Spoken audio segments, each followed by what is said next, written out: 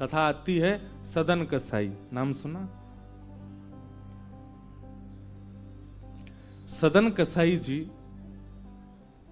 उनको पता नहीं था, वो शालिग्राम भगवान को ही बाट मान करके और तराजू में एक तरफ रखते, दूसरी तरफ मांस रख करके तोलते थे।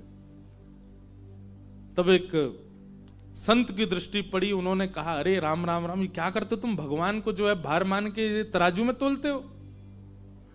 सदन कसाई बेचारे भक्ति भाव वाले तो थे, बस जीवन यापन करने के लिए क्रिया कर रहे थे, मांस विक्रय की। घबरा गए, तुरंत अपने हाथ से शालिग्राम जी उठा के दिए, बोले भगवान मुझसे तो अपराध हो गया, मैं तो जानता नहीं सेवा विधि नियम क्या होता है। संत उनको लेकर के गए और शालिग्राम जी को पंचामृत अभिषेक कराया, इत्र लगा करके, तिलक लगा के, चांदी के सिंहासन पर बैठा के माला पधराई, खीर का भोग लगाया।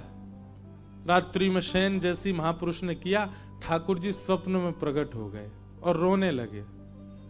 बोले जय जय, आप रो क्यों रहे? कोई अपराध हमसे बन गया क्या? बोले मेरा मन नहीं लग रहा है, ये चांदी का सिंहासन, ये इत्र की सुगंध, इससे मुझे आनंद नहीं आ रहा है। बोले तो फिर क्या करना है? बोले वो सदन कसाई के तराजू में लुढ़कने में मुझे बहुत आनंद आ रहा था, वहीं छोड़ के आओ, मेरा वहीं मन लग रहा था। महापुरुष गए, बोले जय हो ठाकुर जी, न जाने कौन से गुण पर दयानिधि रीझ जाते हैं, ये सारे नियम हमारे लिए ही हैं, शुद्धता का, अशुद्धता का, ये इसका उसका, खुद को जहां मन करता वहां जाते हो। लेकर के गए और सदन कसाई की दुकान पर पहुंचे तो सदन कसाई तो घबरा गया, बोले अरे आप ठाकुर जी को, बोले ले रखो इनको अपनी दुकान पर, इनको यही अच्छा लगता है। रात में ठाकुर जी स्वप्न में आकर के बोले मुझको तो सदन कसाई के तराजू में लुढ़कने में सुख मिलता है। उसी समय सदन कसाई ने सोचा, मैं इतना पापी, मैं इतना पातक व्यक्ति, मैंने क्या नहीं किया? मैंने एक मांस से तोला ठाकुर जी को। दुनिया अपना जीवन दान कर देते हैं ठाकुर जी को, और मैंने मार मार करके पशुओं को यहां चढ़ाया और उससे तोला ठाकुर जी से। और फिर भी ठाकुर जी ने ऐसी कृपा की मुझ पे कि एक संत के यहां जाके फिर लौट के आ गए मेरे पास। एक बार भी अवगुण जान करके, मेरा दोष जान करके मेरा त्याग नहीं किया ठाकुर जी ने, और मैं इस पापी पेट के लिए, परिवार के लिए अभी भी कसाई बना बैठा हूं। उसी समय अपने सारे बुरे कर्म त्याग दिए, और ठाकुर जी जब मेरे लिए चांदी का सिंहासन छोड़ सकते हैं तो मैं मांस विक्रय नहीं छोड़ सकता। छोड़ दिया और मन बना लिया कि अब मैं ठाकुर जी का धाम में दर्शन करने जाऊंगा। तब जगन्नाथपुरी गए। बहुत सुंदर कथा है सदन कसाई की। तो क्योंकि कसाई थे और प्राचीन भारत में थोड़ा भेदभाव ज्यादा ही था, उनको उस मार्ग तक पे नहीं चलने दिया जा रहा था जिस मार्ग से सारे दर्शनार्थी जा रहे थे। बोले नहीं तुम कसाई हो, तुम दूसरे मार्ग पे चलो, मार्ग अपवित्र हो जाएगा। सदन कसाई ने उसको सहर्ष स्वीकार किया, निश्चित ये सही है, मैं इनके योग्य नहीं हूं कि मैं इस मार्ग पे चलूं। नीचे मार्ग पे चले। एक नगर पड़ा, उस नगर की एक वैश्या, सदन कसाई जी को उसने कुछ इशारा किया तो सदन कसाई ने उसका कोई प्रत्युत्तर नहीं दिया। उस वैश्या ने क्या किया, उसके पति थे, उसको मार दिया और बाहर आकर के सदन कसाई से बोली अब तुम मुझसे ब्याह करो। सदन कसाई बोले मतलब? बोले तुमने मुझे इशारा किया था ना कि तुम मेरे साथ रहोगे, पहले पति को मार दो, मैंने मार दिया पति को, अब तुम रहो मेरे साथ। सदन कसाई बोले मैंने तो ऐसी कोई कुछ नहीं किया, तुम क्यों? बोले या तो मेरे संग रहो, नहीं तो मैं हल्ला कर दूंगी पूरे नगर में कि तुम ऐसा ऐसा कर रहे हो। सदन कसाई बोले मैं सत्य का उपासी हूं, आप चाहे जो करो, अब आपके संग नहीं रहूंगा।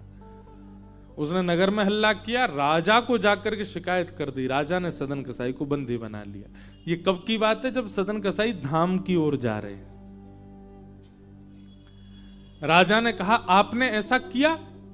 सदन कसाई बोले मैं कितना भी सत्य बोलूं लेकिन प्रमाण मेरे पास नहीं है, इसलिए बात इन्हीं की मानी जाएगी, मेरी तो माननी नहीं। इसलिए आप एक काम कीजिए, मृत्यु दंड छोड़ के जो दंड देंगे मुझे सब स्वीकार है, क्योंकि एक बार मैं जगन्नाथ जी को देखना चाहता हूं, इसलिए मृत्यु दंड मत दीजिए, बाकी जो दंड देंगे सहर्ष स्वीकार करूंगा।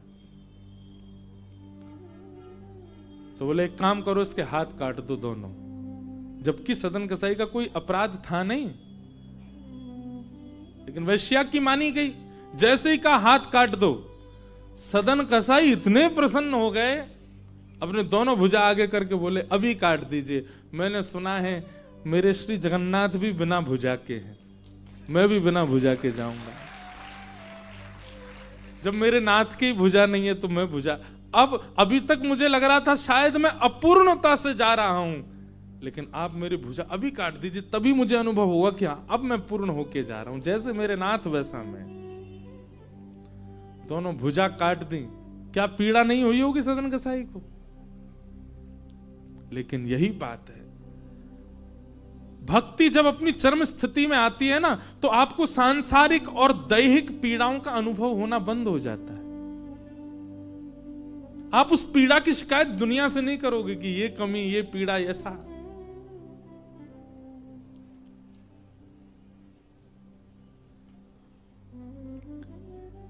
सदन कसाई गए, जैसे ही जगन्नाथपुरी पहुंचे, महाप्रभु जगन्नाथ जी अपनी ब्रह्म वेदी पर झूमने लगे और झूमते हुए पुजारियों से बोले मेरा एक परम वैष्णव भक्त आया है, उसको लाने के लिए पालकी भेजो। और पुजारी भी इतनी जल्दीबाजी में पूछा ही नहीं कि उसका रूप हुलिया कैसा है, ये तो बताओ।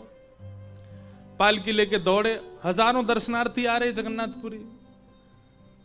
पालकी लेकर के पुजारी जन बोले भैया जगन्नाथ जी ने पालकी भिजवाई है, कोई उनका परम वैष्णव भक्त आया है, कृपा करके वो पालकी में बैठ जाए। अब ये बात कही तो महाराज पालकी में बैठने वालों की भीड़ लग गई वहां पे। सब अपने गिनाने लगे, बोले हम 2 लाख नाम जप रोज करते हैं, हमसे बड़ा वैष्णव कोई नहीं होगा। कोई कहने लगा हमने इतनी साधना करी है, इतना व्रत किया है, इतना नियम किया है। सब अपने क्रम गिनाने लगे। दूर खड़े सदन कसाई बोले मैं तो महापातक हूं, मेरे लिए थोड़ी पालकी आएगी, मैं कोई श्रेष्ठ थोड़ा ही हूं। भीड़ इतनी लग गई, पुजारी दोबारा दौड़ के गए मंदिर में, बोले भगवान वहां तो लाखों की भीड़ लग गई पालकी में, अब आदमी पैदल जा ही नहीं रहे, तो कह रहे हम पालकी में ही जाएंगे। आप बताइए तो कौन सा है वैष्णव?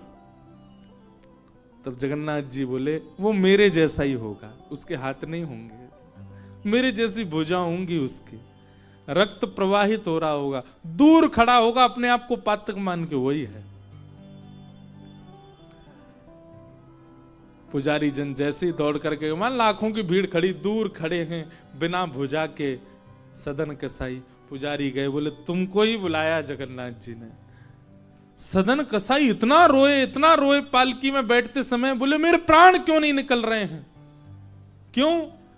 क्योंकि मुझ जैसा अधम नहीं होगा इस संसार में। पर कृपानाथ की कृपा देखो, अभी भी चूक नहीं रहे हैं कोई कृपा करने में। और महाप्रभु जी के सामने जाकर के सदन कसाई ने जैसे ही दंडवत किया, ब्रह्म वेदी पर श्री जगन्नाथ जी ऐसे झूमने लगे। सदन कसाई को देख के आनंदित हो गए। कहने का अभिप्राय, वैद्यम वास्तव मत्र वस्तु शिवदम। ठाकुर जी से जब आपका संबंध हो जाता है, आप जिस संबंध का निर्वहन करते हैं, आप केवल उस संबंध का निर्वहन तनिक करेंगे, पूर्णता तो उसकी ठाकुर जी करते हैं।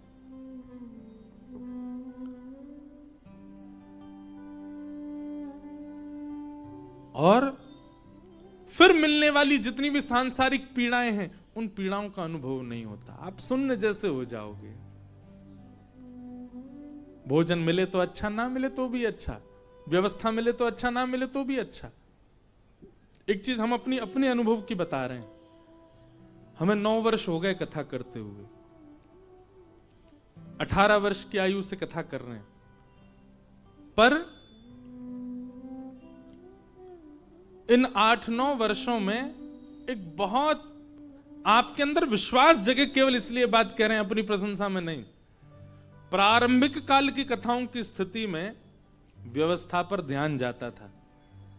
हम कहीं जाएं तो हमको व्यवस्था ठीक मिले, घर में पले बड़े अच्छे घर में रहे, हम जहां भी जाएं हमको अच्छा ही मिले। जरा भी अच्छा व्यवस्था का कोई क्रम ऐसा होता था तो माँ को फोन करके बहुत रोता था मैं, कि मैं क्या बताऊं, यहाँ गीजर ही नहीं है, ठंडे पानी से नहाना पड़ रहा है। पहले तो रसोईया जी भी नहीं रहते थे साथ में, तो बेचारे जो बना देते वो पाना पड़ता था। बहुत कुछ देखा। मतलब इतना नहीं, सब कथा वक्ताओं ने बहुत कुछ देखा, पर हम अपनी स्थिति बता रहे हैं। पर ज्यों-ज्यों कथा क्रम में आगे आते गए, अब ये स्थिति है, बहु व्यवस्था से बहुत प्रसन्नता भी नहीं और सूक्ष्म व्यवस्था से परेशानी भी नहीं। अपने आप ये अनुभव कथा करते करते होने लगा। काशी में आप लोग इतना सब कुछ कर रहे हैं, इतनी व्यवस्था कर रहे हैं, अब अगली कथा में हमको कुछ ना मिले तो उससे हमको दुखी नहीं होंगे, प्रसन्नता ही है। सब जगह सम बुद्धि सम चित्त, यह जब तक आपका नहीं होगा, आप अपने आप को भजनानंदी मत कहिए, आप अपने आप को भक्ति पथिक मत कहिए कि आप व्यवस्थाओं पर दृष्टि डालते हैं। हर स्थिति में सम का भाव आपके चित्त में आवे तो ही मानिए कि आप तापत्रयोन्मूलनम, आप भक्ति पथिक हो, वैष्णव हो।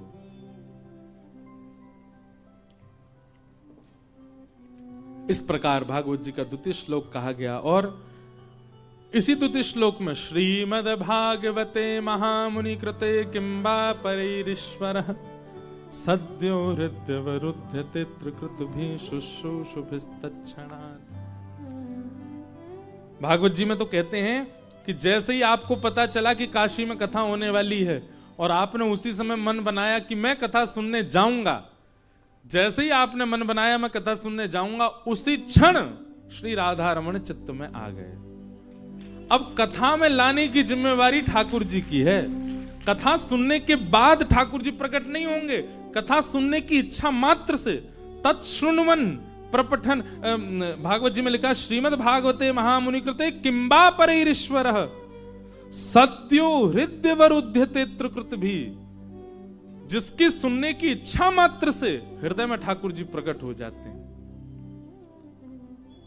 ठाकुर जी जिस दिन आपको पता चला काशी में कथा, उसी दिन प्रकट हो गए चित्त में। अब चित्त में ठाकुर जी आ गए। कथा से क्या किया जा रहा है?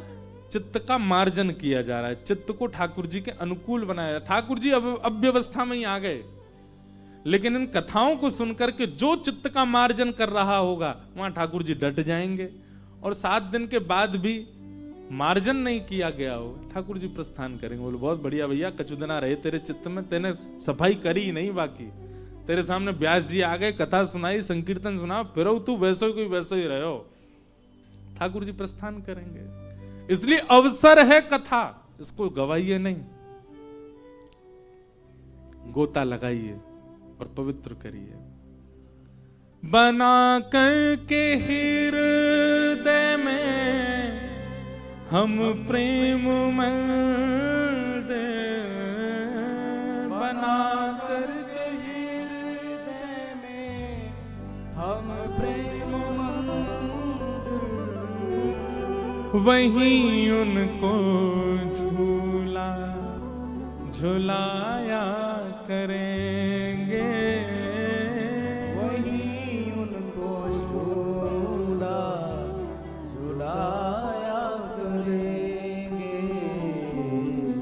कन्हैया कन्हैया पुकारा करेंगे, लताओं में ब्रज के गुजारा करेंगे, कन्हैया कन्हैया पुकारा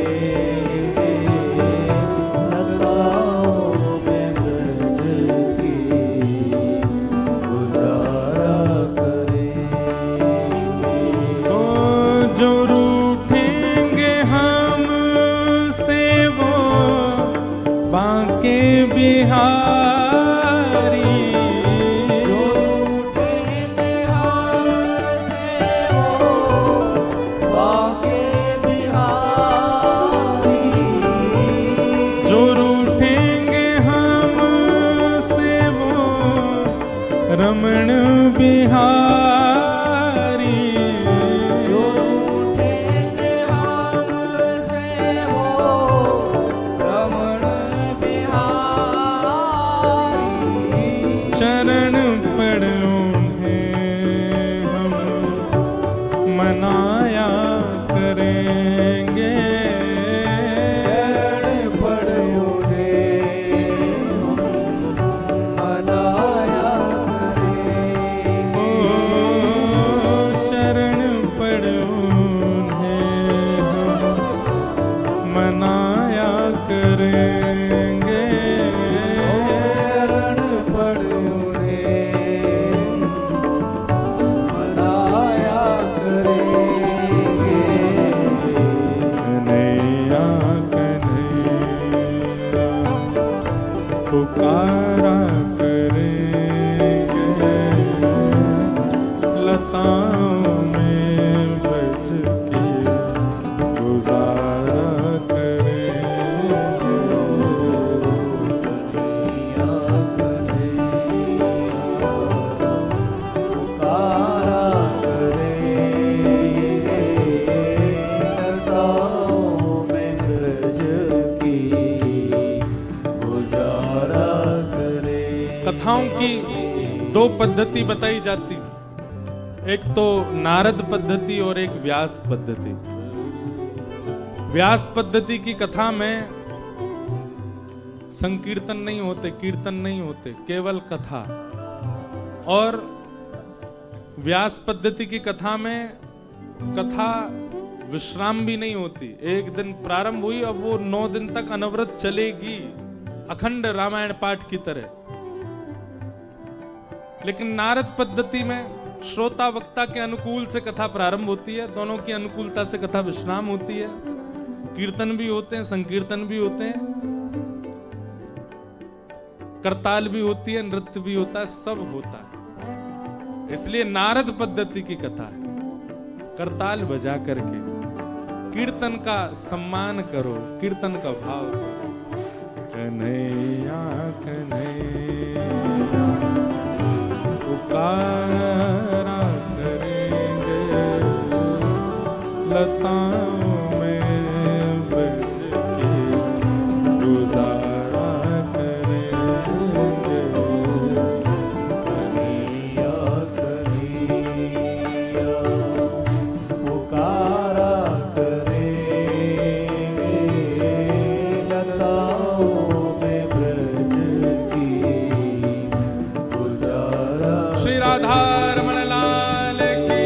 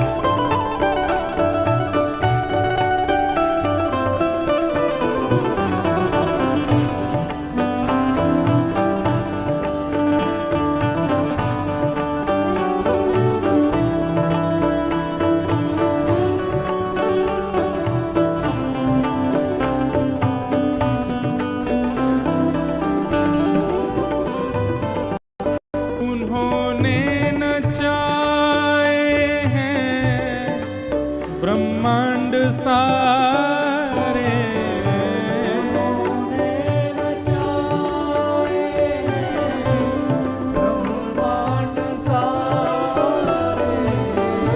उन्होंने नचाए हैं ब्रह्मांड सारे।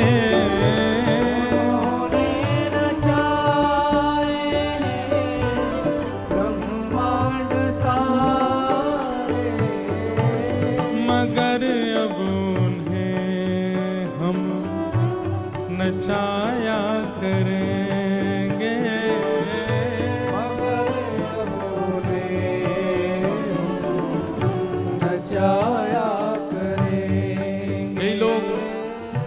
भाव पर कह सकते हैं कैसी बात है, ठाकुर जी को नचाने की बात कर रहे हैं मंच से बैठ करके।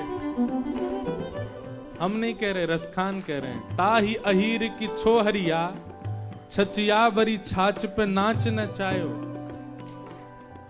त्रिलोकीनाथ जगन्नाथ पति को ब्रज की गोपियां क्या करती हैं?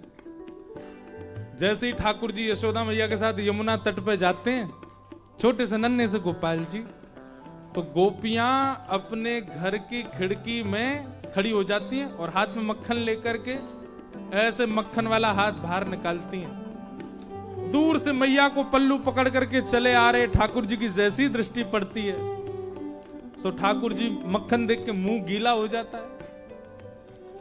गोपी कहें लाला आजा, सो मैया का पल्लू छोड़ देते हैं, गोपी के भवन में घुस गए। अब गोपी ने भीतर से किवाड़ लगाई, चटकनी लगाई, ठाकुर जी को बैठा लिया। लाला मक्खन खाएगो? हाँ खाऊंगो। ऐसे नहीं मिलेगा, पहले बंदर की तरह करके दिखा। वही परब्रह्म बंदर की तरह करते हैं। अच्छा लाला नेक मेरे हृदय से लग जा। सो ठाकुर जी हृदय से लग जाते हैं। अब खवा दे गोपी मक्खन, नहीं नेक नाच के दिखा। रसखान इस दृष्टि को देख करके कहते हैं, ताही अहीर की छोहरिया, छचिया भरी छाछ पर नाच नचायो। जिस त्रिलोकीनाथ की भ्रगुटी टेढ़ी होने पर त्रिभुवन नृत्य करता है, वो माखन के लोभ में नृत्य कर रहा है इन इन इन ब्रजवासियों के सामने।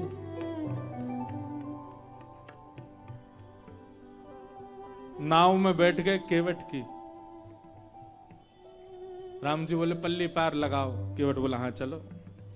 जैसे लेकर के गए, पार उतरने का समय आते ही केवट ने नाव फिर घुमा दी। लक्ष्मण जी क्रोध में भर गए, पार आ गई थी तुमने क्यों घुमाई? बोले नहीं बस अभी लेके चलता हूं। इस पार आए फिर घुमा दी, फिर लेकर के उस पार गए, पार आती फिर घुमा दे। सीता जी को भी ने थोड़ा सा मन में भाव आने लगा, ये क्या कर रहा है। लक्ष्मण जी को भी क्रोध आए। राम जी बोले भैया इतनी देर हो गई, तुम हमको पार क्यों नहीं लगा रहे हो? इतनी देर से तुम बार बार ले जाते हो, किनारा आती फिर बीच में ले आते हो। केवट जोर से आता, इतने में ही थक गए?